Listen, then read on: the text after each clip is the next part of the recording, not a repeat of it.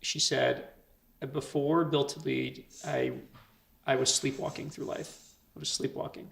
And I didn't really understand at the time, but the more that I proceed through life, I realized the autopilot, that type of, well, that's what everybody else is doing, so, and I'm caught up in this, and so that seems to be the right thing to do next, and you just kind of, you're sleepwalking. You're not really awake and present. And I think that was something that Built to Lead really gave me is that be awake, be intentional, be present, be purposeful about what you're doing, and make sure that you can explain it not just to other people, but also to yourself. It's funny because one of the purposes of Built to Lead is to wake people up. Yeah. It's to jolt people. Yeah. Right?